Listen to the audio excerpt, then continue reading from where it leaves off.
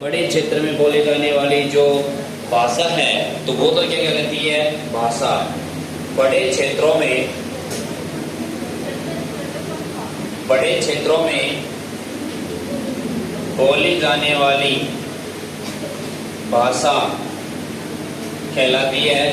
Next है सीमित क्षेत्र, मतलब छोटे क्षेत्रों में, सीमित या छोटे क्षेत्रों में बोली जाने वाली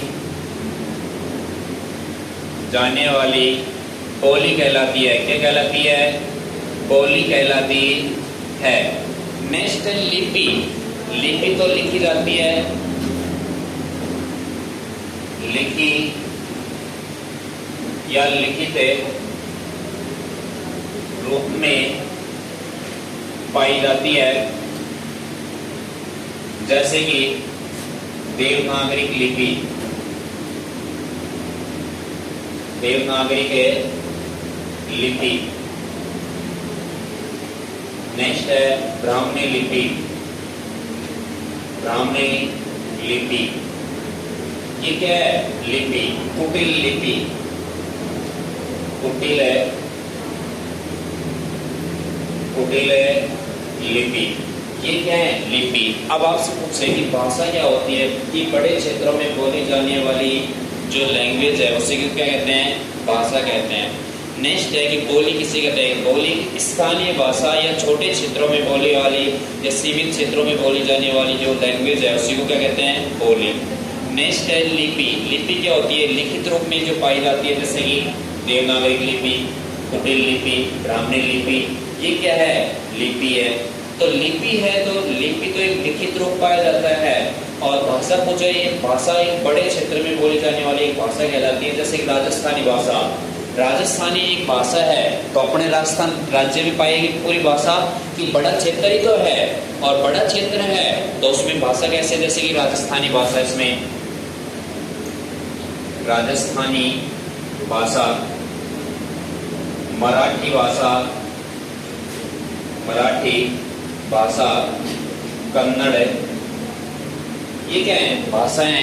कि बड़े क्षेत्र में जो बोले जाने वाली जो लैंग्वेज है उसी को क्या कहते हैं? भाषा कहते हैं।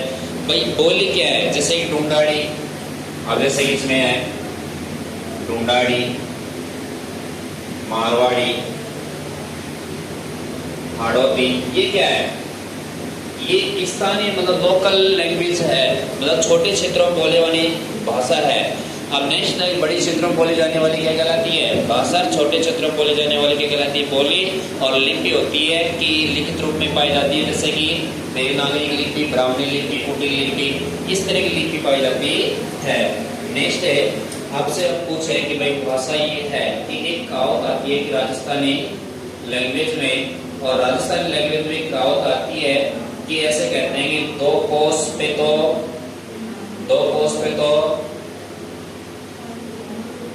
हाँ इसी तरह की आती है, 2 कोस पे तो वेश बदले, 3 कोस पे पानी और 9 कोस पे वाणी बदले। कुछ ऐसी कहावत आती है कि 2 कोस पे तो वेश मतलब वेशभूषा चेंज हो जाती है, और 3 कोस पे पानी चेंज हो जाता है, और 9 कोस पे वाणी का मतलब होता है भाषा, जो लैंग्वेज है ये चेंज हो जाती है। मतलब राजस्थानी भाषा में कहावत है कि 2 कोस पे वेश बदले, 3 कोस पे पानी और 9 कोस पे क्या बदले? वाणी, मतलब भाषा। तो वही बात है कि अलग अलग क्षेत्रों में अलग अलग भाषा बोली जाती है। जैसे राजस्थानी एक क्षेत्र है, बहुत बड़ा क्षेत्र राजस्थानी, और इसमें कौन सी भाषा बोली जाती है? राजस्थानी बोली जाती है। जैसे कि महाराष्ट्र में कौन सी बोली जाती है? कौन सी बोली जाती है? केरल में कन्नड़। नेक्स्ट है कि आपसे पूछे कि वही बात है कि हर 9 कोस पे वाणी मतलब भाषा चेंज हो जाएगी, हर 3 कोस पे पानी चेंज हो जाता है, कि कहीं पे पानी है कहीं पे पानी नहीं है। हर 2 कोस में क्या चेंज हो जाता है? कल्चर चेंज हो जाता है, वेशभूषा चेंज हो जाती है। कि आप देख लेना कि जिस एरिया में मतलब एक विशेष जाति वर्ग रह रहा है तो उसी जाति वर्ग का कल्चर होगा, उसके आस पड़ोस में दूसरा मतलब जाति निवास कर रही है तो वो जाति भी उसी प्रकार की कल्चर को एक्सेप्ट करेगी, और एक्सेप्ट करेगी तो वही कहलाती है कि 2 कोस पे तो क्या बदले, वेश बदले, 3 कोस पे क्या, पानी, और 9 कोस पे वाणी बदले। इस तरीके से राजस्थानी भाषा में भी देखो ये इस तरह का परिवर्तन पाया जाता है कि बड़े क्षेत्रों में तो एक भाषा बोली जाती है, छोटे क्षेत्रों में क्या बोली जाती है, बोली बोली जाती है, जिसे बोली कहते हैं। तो एक बार तो लिखो इसको,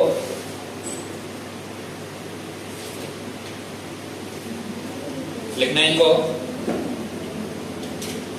तीनों को लिख लो।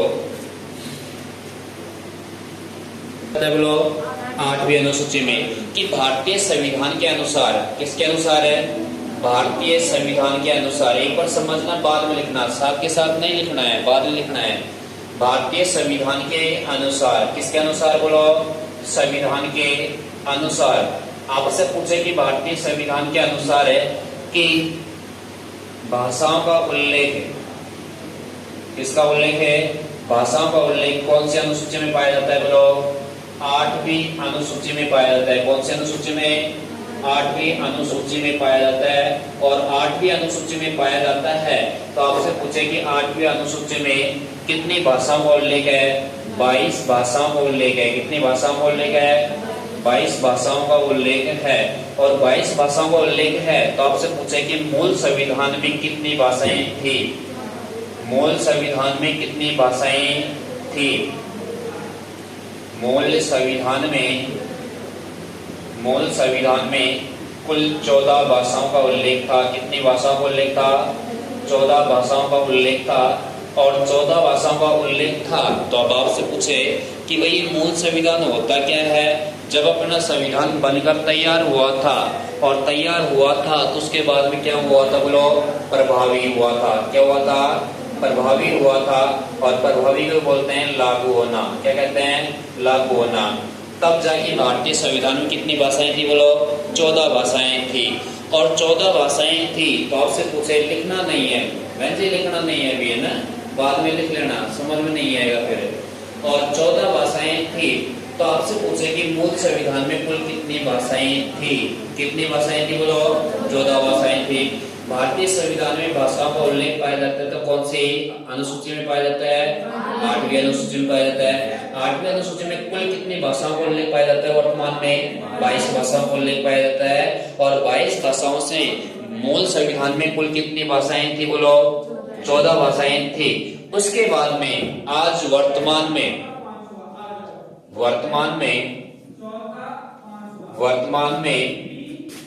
कुल भाषाएं, कुल कितनी भाषाएं बोलो, 22 भाषा हैं। और वो किस अनुसूची में है बोलो, 8वीं अनुसूची में है। और 8वीं अनुसूची में है, कुल कितनी भाषाएं हैं बोलो, संविधान में उल्लिखित है 22 भाषा हैं। और वर्तमान में मतलब आज के दिन मतलब कुल टोटल आपसे पूछे कि कितनी भाषाओं का उल्लेख पाया जाता है संविधान में, 22 भाषाओं का। कि आपसे पूछे कि किसी भी भाषा को जोड़ना है या हटाना है तो संविधान में, संविधान की जो संसद है इसमें एक संशोधन पेश किया जाता है। और संशोधन पेश किया जाता है तो आपसे पूछे कि संसद किस किस से मिलकर बनती है। संविधान की जो संसद है वो राष्ट्रपति, राज्यसभा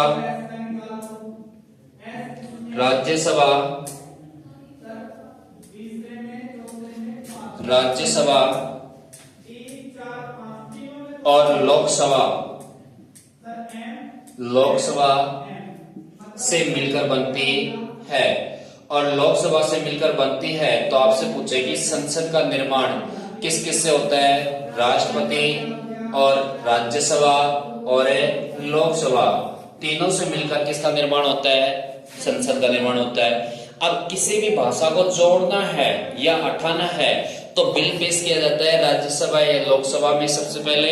अब जैसे कि ये साधारण विधेयक या वित्त विधेयक है तो आपसे पूछे कि भाई साधारण विधेयक तो किसी भी सदन में पेश किया जा सकता है, चाहे लोक सदन है चाहे राज्य सदन है। कि साधारण विधेयक हो तो उसको किसी भी सदन में पेश किया जा सकता है, लेकिन वित्त विधेयक है मतलब पैसे से या धन से संबंधित है तो उसको सबसे पहले कहाँ पेश किया जाता है, लोकसभा में। और लोकसभा में पेश कर दिया सबसे पहले, फिर उसके बाद कहाँ जाएगा, राज्यसभा में, फिर उसके बाद में राष्ट्रपति के पास। अब लेकिन ये भाषा का जो बिल है या विधेयक है, ये कैसा विधेयक है, एक साधारण विधेयक है। साधारण विधेयक है तो इसको कहीं भी पेश कर सकते हैं, चाहे लोकसभा में पेश कर दो चाहे राज्यसभा में पेश कर दो। उसके बाद कहा जाएगा राष्ट्रपति, और राष्ट्रपति जाते उस पर हस्ताक्षर कर जाता है या कर देता है तो वो क्या बन जाती है, भाषा बन जाती है, या 98 हो तो वो 8वीं जाती है, वो लागू हो जाता है उसके बाद में, साइन करने के बाद में। इस तरीके से भाषा जोड़ी जाती है भारतीय संविधान में। तो भारतीय संविधान में कुल कितनी भाषाएं हैं वर्तमान में, बोलो कितनी भाषाएं हैं, 22 भाषाएं हैं। तो आपसे पूछे मूल संविधान में कितनी भाषाएं थी, बोलो 14 भाषाएं थी।